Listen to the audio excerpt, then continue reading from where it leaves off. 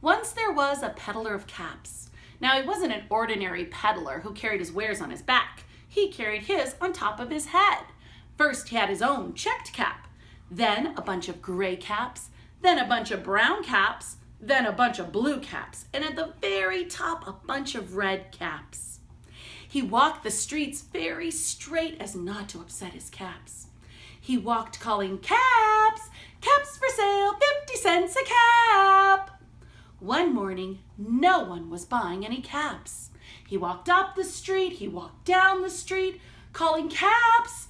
Caps for sale, 50 cents a cap!" But no one was buying any caps. No one even wanted to buy any red caps. He began to feel very hungry, but he had no money for lunch. "I think I'll go for a walk in the country," he thought. And slowly, slowly, he walked out of town as not to upset his caps. He walked for a long time until he came upon a great big tree. "This looks like a wonderful place to rest." And he slowly, slowly lowered himself down and little by little leaned back against the tree trunk. He reached with his hands to feel that his caps were all straight.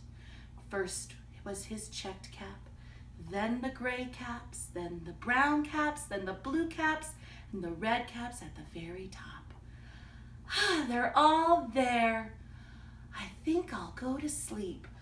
And he slept for a long time.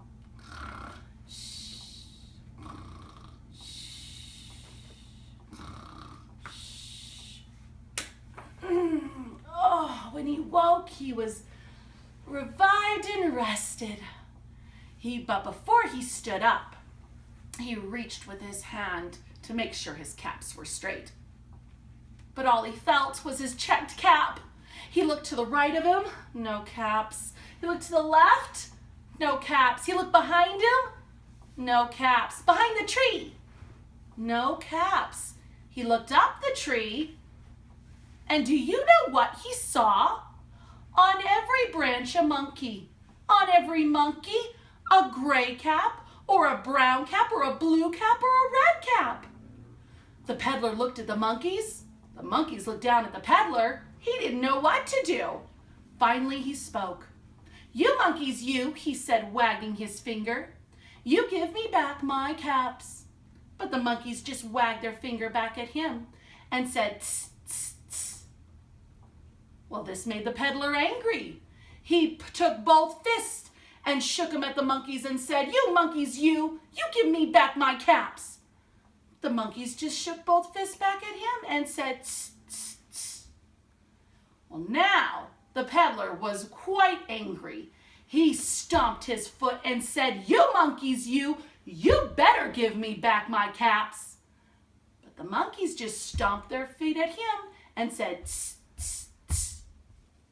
Well, by now, the peddler was quite angry, very, very angry, and he stomped both feet at the monkeys and said, "You monkeys, you must give me back my caps." But the monkeys just stomped both feet at him and said, "Tss, tss, tss." The peddler got so upset that he took off his own cap, he threw it on the floor, and he walked away. But just then, all the monkeys took off their caps, and down came all the gray caps, and down came all the brown caps, and all the blue caps, and all the red caps came falling from the tree. So the peddler picked up all the caps and put them back on his head. First, he started with his own checked cap. Then all the gray caps, then all the brown caps, then all the blue caps, and then all the red caps at the very top. And he slowly, slowly walked back to town shouting, "Caps! Caps for sale! 50 cents a cap!"